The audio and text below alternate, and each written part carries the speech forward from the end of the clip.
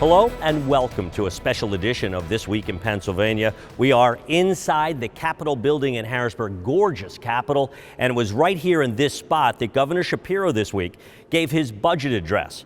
We're going to sit down with him in just a minute for the full half hour. But first, let's take a look at some of the highlights of his ambitious $48.3 billion spending plan. A first, a budget address in the Capitol Rotunda. And another first, a governor proposing a $48+ billion budget. Now is the time to invest some of that $14 billion surplus squirreled away here in Harrisburg.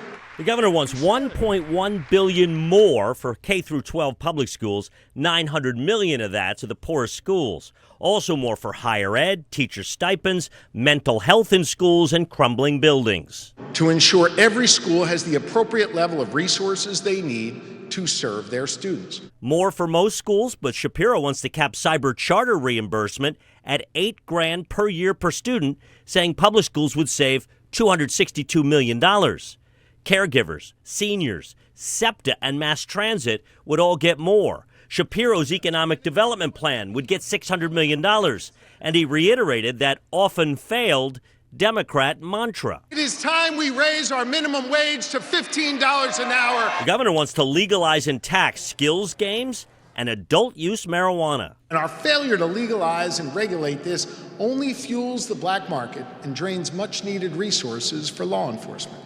It's time to catch up. It's time to get real, Republicans say, arguing that Shapiro's investment is reckless spending. And if this budget passes, the state will face a deficit in just 3 years. As I listened to that budget, a budget of unicorns and rainbows without any real explanation of how we're going to implement it and how we're going to pay for it. Which liberal Democrats love. It's a historic day. I think we can clap our hands and celebrate what we've been able to witness thus far. No longer will we wait to invest in the future of the Commonwealth of Pennsylvania, because the future starts right now today.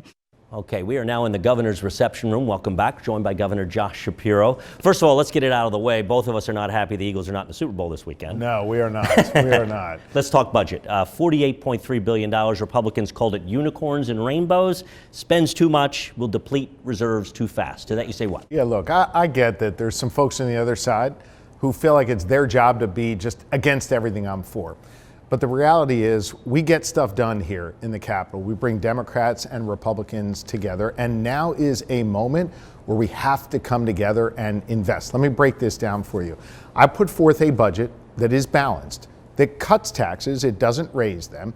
And even if you invested everything that I proposed, and I know there'll be give and take, not everything I want will get through at the end of the day, but just for argument's sake, Dennis, you do everything I proposed, you'll still have $11 billion left in a surplus at the end of the year. This is a moment where we need to make critical investments in education. We have an unconstitutional public education system. We're 49th in the nation in higher ed. This is a moment where we have to invest in economic development so we can be more competitive. All of our neighbors are investing more in economic development than us, and it shows. This is a moment where we have to invest more in public safety. My budget makes those common sense investments, the kind of investments that Republicans and Democrats alike have supported in the past. So now we do the hard work of coming together, of working together, of finding common ground. I've proven I can do that in the past. We're going to do it again. Let's break the numbers. $14 billion is the number you quoted. It's roughly $7 billion in the rainy day fund, $7 billion surplus. Rough numbers. You agree with that? Is that about right? Yeah, but the important thing for the good people of Pennsylvania to understand is there's $14 billion sitting here in a bank account in Harrisburg that over time the politicians here have taken from them. Now is the time to invest it back in them. It's not some badge of honor for some politicians to be able to cite, hey, we took more money from you than we needed. No, now's the time to invest. And what we have right now is an unconstitutional education system, a higher ed system where we're falling behind, areas where we need to make important investments like in housing and public safety, and we've got the resources to do that. So I've proposed responsible investments that still leave us with an $11 billion surplus at the end of this year, and finally allows us to cut taxes not raise them. The independent fiscal office, though, says in just a couple of years, if we go along this path, the deficit will be as much as $3 billion. Are they wrong? They are. Look, I'm the only one in this building that has to put forth a 5-year budget plan. It's required of it's not unique to me, it's required of governors. Over my 5-year budget plan, we're not raising taxes. In fact, we have plans to cut them. It's fiscally responsible, and it maintains a rainy day fund or a surplus fund balance. Governor Corbett, 10 years ago, his final budget was about $29 billion. Now you're talking $48 billion, some 10 years later. How do we justify that? The needs are great. The revenues are up. We are seeing good things happen in Pennsylvania. But if we don't invest now, we're going to fall behind. Let me explain. I've talked about how I want to invest in economic development and education. We all recognize, Republican and Democratic alike, we have a workforce challenge, meaning we don't have the workers we need for the jobs that Pennsylvanians need to take advantage of. I'll give you a finer point on this. Today in Pennsylvania, 1 out of every 4 Pennsylvanians are seniors. If we do nothing, in the year 2030, 1 in 3 Pennsylvanians will be seniors. Now, we have a lot of seniors in our workforce, but we all know that those numbers are on the decline. We need to upgrade our workforce. We need to be prepared for the future.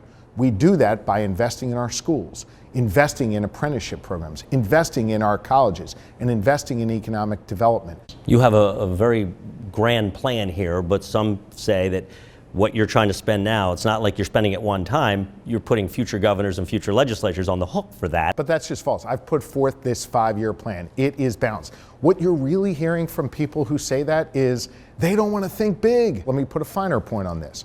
Ohio, our neighbor to the west. Remember before I said our neighboring states are investing more in economic development? I think you called them friggin' Ohio in the speech. Ohio, 1.5 million fewer people than us. They invest 7 times the amount in economic development. And you know what? They're putting points on the board. So are we, but not to as grand a scale. We have so many wonderful assets here in Pennsylvania, but we have failed to invest. And as a result of that, we're falling behind on economic development, falling behind on education, falling behind when it comes to workforce.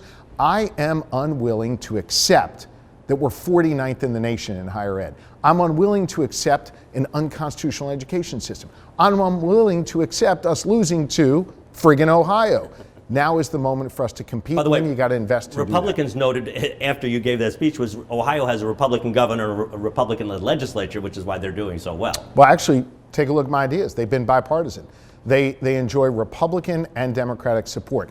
I think what we have had in this building for too long are a whole bunch of people who think small. I think big. I want us to be great in Pennsylvania, and now's a moment for this building to think big. $1.1 billion new dollars for K through 12 in your budget. But what do you say to people who say there's too many people in this building just checking a box of, yes, we're putting these more dollars, but where's the accountability? Because test scores have remained stubbornly low, even though we've had record funding in schools for the last several years. I think you're asking 2 questions. If I may, let me try and address both of them. The court here in Pennsylvania ruled that we have an unconstitutional education system. And in effect, they said there's 2 things we need to address. 1, we need to put more dollars in. And 2, those dollars need to be driven out more equitably, meaning to the districts that need it most. No one disagreed with that because Republicans and Democrats alike had the chance to appeal that ruling. They all accepted that, and they accepted the responsibility to address it. So in the $1.1 billion that you talk about of new dollars we're investing in our K-12 schools, in our public schools, $900 million of that would be driven out in this new equity formula, meaning to the districts that need it most. Mannheim here would see, for example, a 35% increase because they have demonstrated a greater need. So we're trying to really pinpoint the need both in terms of the districts and in terms of the needs of those districts. Stay with us. We're coming right back with Governor Shapiro. We're going to talk about his proposal to legalize marijuana. Welcome back to This Week in Pennsylvania. We're joined by Governor Shapiro. Thanks for being with us. Before we go on to legalizing recreational marijuana, let's just go back to school vouchers for a moment. Obviously, that was a bone of contention with Senate Republicans. you didn't have any money in your budget for school vouchers this year, but you did voice support and have voiced support for the concept of helping kids get out of failing school districts and go to another one. Where are you with that? A couple corrections on that. Okay, go ahead. Number one, it's not a voucher. What it is a scholarship for students who are in struggling school districts coming from poor families. I've been entirely consistent. My position is I support that. I get that there are some in my party that don't. What I also said was we have made room for this. And the reason we've made room for this is the House Democrats have made clear that they're open to entertaining the idea. The Senate Republicans have maintained it is a priority for them. Senate Republicans lead the Senate, House Democrats lead the House. So we left room in there for them to come to compromise. It could be a tax credit. It could be a direct appropriation. The bottom line is there's room to get it done. And of your budget this year, Joe Pittman said we appreciate that he talked the talk but has to walk the walk. There's a lot of people wondering why you weren't more aggressive with House Democrats saying something like this. Guys, we're giving you $1 billion in public school, $100 million over here for the tax credit. Not that big of a deal in the big scheme of things. And don't we need to give Senate Republicans a win at the negotiating table? Look, part of my job in navigating this divided legislature, and I'm the only governor in the nation with a divided legislature. I've been working with Senate leaders, and you'll notice some of their comments have been far more positive in the area. Same deal on the House side when it comes to educational opportunity. There are a number of issues that have passed in one chamber and not the other. We're going to do everything we can to find common ground to bring them forward. You have a line item for skills games. They're seemingly everywhere, as you've no doubt seen. You want to tax them at 42%. Suspect you can raise $150 million, or at least estimate that. Senate Republicans are receptive to it. I think the legislature's coming around. But should every convenience store, gas station, and Burger King be turned into a mini casino? We have not had any regulation in this area, no taxation in this area. These things are here. We've got to regulate them. We've got to tax them responsibly. We've got to make sure that they're not undermining our casinos, and we're going to do everything we can to find some common ground on. Your budget also calls for the legalization of marijuana, and as of July 1st, thinks it can kick in. Do you really think they can pass legalized marijuana by July 1st? Our small businesses in particular, one of the ways we need to compete is to compete with our neighbors. Our neighbors around us have all legalized recreational cannabis. In fact, the voters of Ohio went to the polls recently and voted overwhelmingly to do that. This is an area where we are falling behind the other states, and consequently, what we're doing is we're allowing the black market to thrive, we're taxing law enforcement, and we're leaving about $250 million on the table every year. What do you say to people who say more gambling and more drugs is going to lead to more addiction? Here's what I'd say. I've had a journey on the issue of marijuana legalization.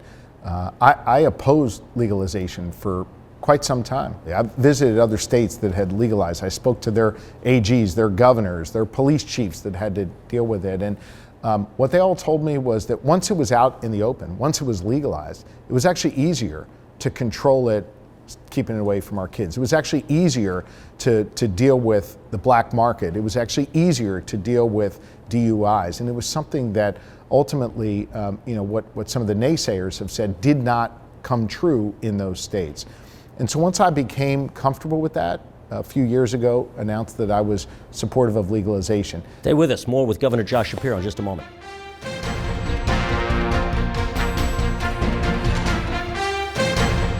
And welcome back. We're joined by Governor Josh Shapiro. I want to turn to energy. Pennsylvania, second only to Texas in natural gas production. Last year, your budget counted on money from the Regional Greenhouse Gas Initiative, known as RGGI. Critics call that a carbon tax. That money never materialized, of course. This year, you didn't book money in your budget, but you did appeal a Commonwealth Court ruling this year that said any tax has to come through the legislature, not through gubernatorial fiat.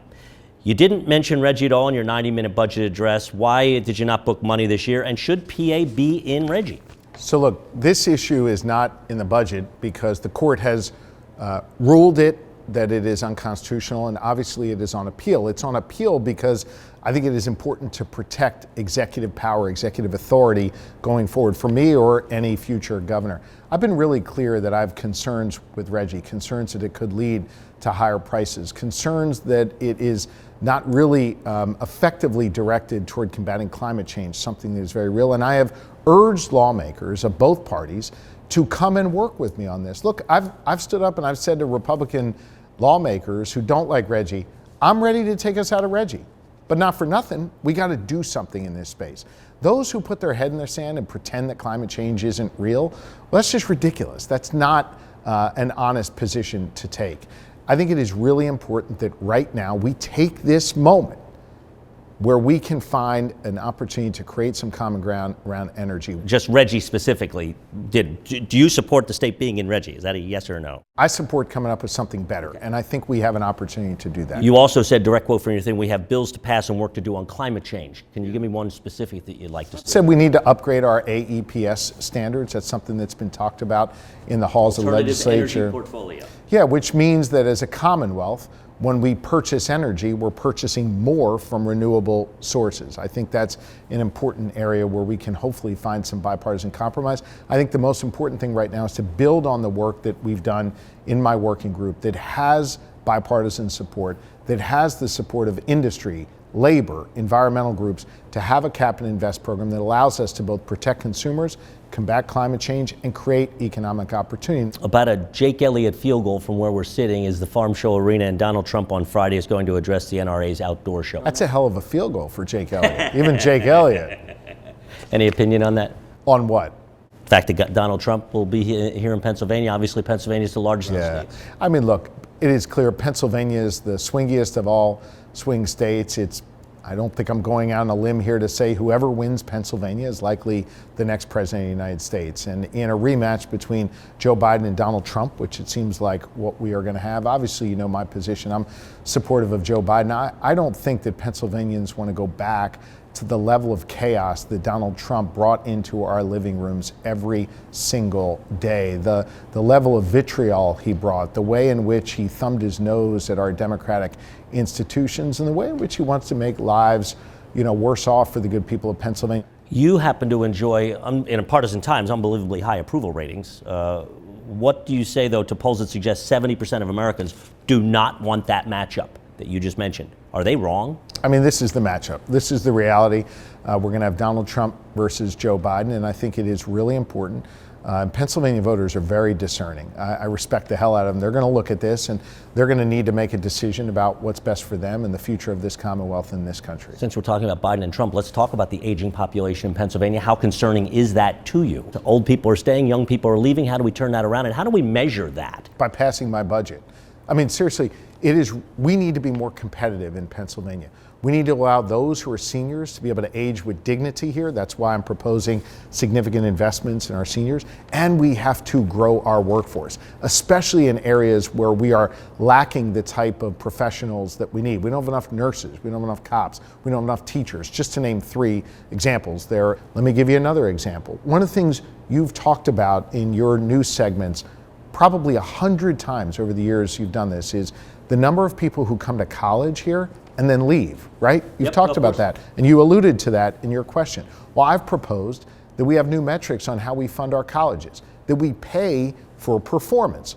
So if you've got a kid going to Penn State, as an example, we want you to have a better value for your dollar when they go there. And if you don't have a loved one going to Penn State, we want you to know that your tax dollars are being spent wisely there. So we're now going to incentivize Penn State to not just graduate students, but keep them here in Pennsylvania. We've never done that before. But we want to say to these colleges and universities, join us in being part of helping us grow our workforce and be able to do the kind of work that's necessary to help us have a more prosperous future here in the Commonwealth of Pennsylvania. We'll be right back after the break.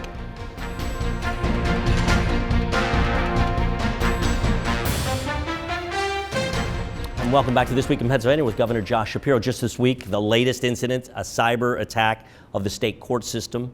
How concerned are you about cybersecurity and what that could mean? Very, and we've been working closely with PSP, with PEMA, with our Office of Administration that oversees all of our technology here to make sure that we have the right software in place, the right personnel in place, the right policies in place to protect us going forward. We've reported the Office of Administration, a worker working from home lost some data on servers. The person was working from home. Last year, you said with Office of Administration, I want everybody to come back at least 2 days a week. Yeah. Is anybody measuring that? Because we're anecdotally hearing some people not only coming in once a month. And I mean, is somebody counting noses? Yeah, our Office of Administration is counting noses. We do have a policy that has seen more people come back in. I'm obviously here all the time. Our team is. And I would say that that occurrence, which is unfortunate, and obviously disciplinary action's been taken, and we've worked to make sure all that data is protected. That has nothing to do with whether you're at home or whether you're at work. But the bottom line is, we've got a dedicated workforce that's doing a great job. This week, Senate Republicans did a resolution supporting Texas Governor Greg Abbott and his efforts to secure his southern border. What is the impact of illegal immigration on Pennsylvania? Look, it is clear we need comprehensive immigration reform at the federal level. I think we also need less stunts like what you saw coming out of the Pennsylvania Senate this week. Here's what I'm for. I'm for a secure border. We need to invest in border security. I'm for more law enforcement at the border. I'm for clear rules of the road. You want to enter this country? Here are the steps you need to take. And I'm for a pathway to citizenship for those who are here, particularly our dreamers, to make sure they can be productive members of society. What is happening right now is not working. It seemed like Congress was like on the 1 yard line of, after more than a decade of inaction, actually getting something done, until the former president, Donald Trump, injected more chaos into that conversation, told Republicans to be against it, and it seemingly died. That's the kind of chaos we don't need. We don't need more stunts. We need bipartisan action to secure our border and bring about comprehensive immigration. A lot of Democrats are looking for fresh blood in the Democratic Party. Some might think that a 50-year-old governor from a battleground state who's very popular in that state might be a wonderful candidate for president. But what is your thought about the presidency? Because it is a thought here at the Capitol. I'd be lying if I said I didn't hear that noise. But it's noise. I mean, I'm grateful that people here in Pennsylvania and people across the nation are taking note of the way we get stuff done here in our Commonwealth, the way we've been able to bring both sides together to actually tackle big problems, the bold vision that I've laid out that we're in the process of getting done here in our Commonwealth. I'm grateful for that, but that's all I'm focused on. I'm focused on staying within our time constraints. We're out of time. Thanks so much for joining us. Hope to see you next week on This Week. Governor Shapiro, thank you very much. Thank you.